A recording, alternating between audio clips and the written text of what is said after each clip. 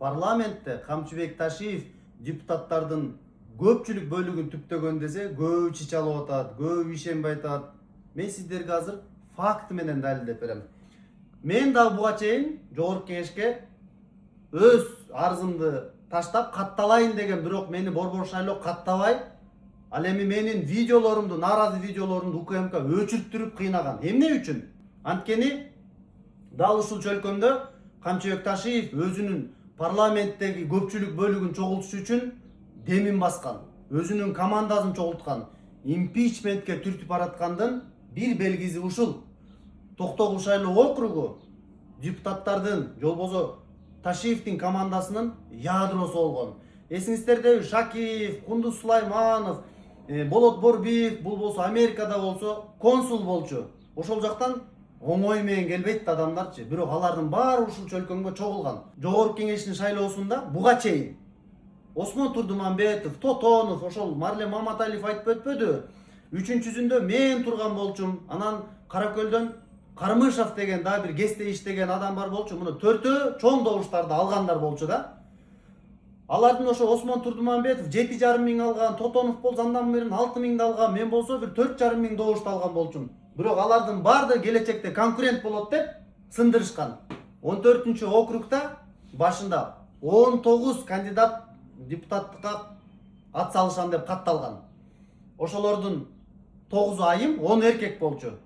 Эң кызыктуусу, айымдардан 8-и катышып, 1-и гана катышпай калган. Анын акчасы жок болуп калган. Ал эми 10 эркектен 3 эркек калган достор.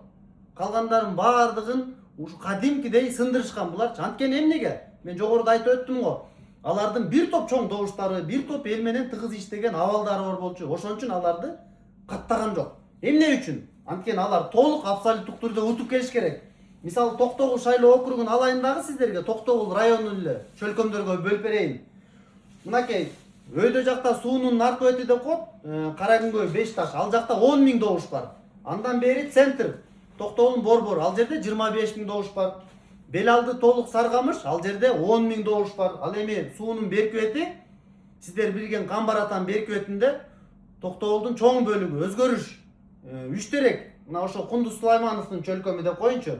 Ошол жерде 20 миң добуш бар. Ал эми Каракөлдү кошкондо 20 миң добуш ал жакта да бар, ошон бар 85 миң добуш болот. Мына ушул жерде иштин баардыгы болгон. Эми карап туруңуздар, кандидаттардын баарын алды, чөлкөмдөрдө болсо бул жагын Болот Борбиевке берейин деди, бул жагын Кундуз Сулаймановго берейин деди. Абсолюттук түрдө эч ким жок.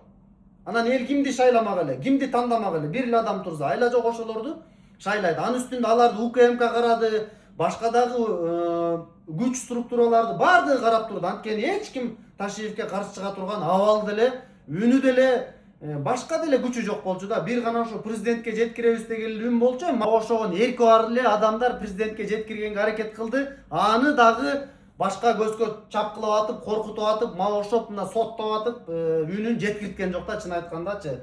Мына ошол жерде көрдүңүздөрбү, добуштарды кадимкидей бөлүп эле өздөрү өтүп келип алды. Себеби эмне? Ошо парламентте көпчүлүгүн алып, келечекте өздөрүнүн стратегиялык иштерин ишке ашырып атат деп азыр жанын жеп атпайбы? Сотто дагы, башкада дагы биз президенттин орду кереги жок депчи, импичментке даярдап барып атканда, будан мурун мен Азымбек Бекназаровдун да интервьюсун көрүп калдым. Ал айтып атпайбы? Президент шайлоого барбайм деп айтты деп, жанын 3 жолунда ошол өзү каалап арыз жазганы, жолбосо ооруп, жолбосо өлүп калган абалдардан башка импичмент гана жолу бар да, негизичи ушу импичментке даярдап баратканда өзүнүн командасын топтоп. Бирок тилекке каршы мынакей кыңыр иш 40 жылда эмес, 40 күндө эле билинип, баш этеги бардыгы тескерисинен туруп калды. Мына ошондой көрдүңүздөрбү, Токтогул шайлоо округунда күчтүү оппоненттерин сындырып, чөлкөмдөрдү кадимкидей бөлүп алып, географиялык абалдарын баарын бөлүп алып, ушинтип өздөрү барышкан. Алар барганда да жөн барган жок. Парламентке барып туруп бакыйган орундарды алды. Билесиздер, буга чейин Кундуз Сулайманов дагы мекенчилби, ата журтпу ушундай топтун башчысы болчу. Мына ошентип булар кадимкидей эле ушул стратегиялык жак менен барышкан.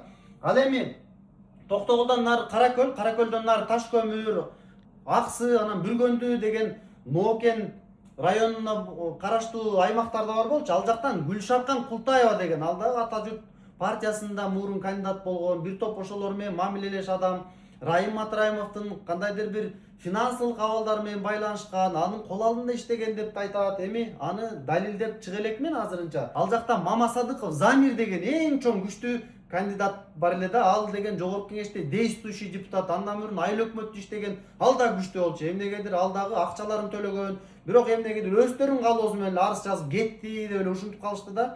Мүмкүн алардын баарынан компроматтар даярдап койгон, коркуткандыр. Ошондой абалдар менен кыскасы 14-шайлоо округту ушинтип Кундуз Сулайманов, Болот Борбиев, Гүлшаркан Куртаева деп ушинтип утуп келишти. Мына ушундай схемалар баардык эле округтарда ушуга окшогон абалдарда иш жүрдү. Эми көбүн болсо мындай кулакка чаап эле алдырып койду да, чын айткандачы. Же болбосо башка себептер менен каттабай койду күчтүүлөрүн, моюн бербей тургандарын. Бирок жалпысынан ушундай кылып туруп Камчыбек Ташиев өзүнүн мындай саясий командасын, келечекке болгон өзүнүн бир жолун ачып ушундай даярданган. Достор, сиздердин оюңуздар кандай? Комментарий калтырыңыздар. Мен сиздерге мынакей факты далилдер менен айтып берип атам. Сиздердин далилдериңиздер болсо, же болбосо кандайдыр бир мага сунуш пикириңиздер болсо, калтырыңыздар. Сиздер менен Болот Дүйшүналиев. Көрүшкөнчө.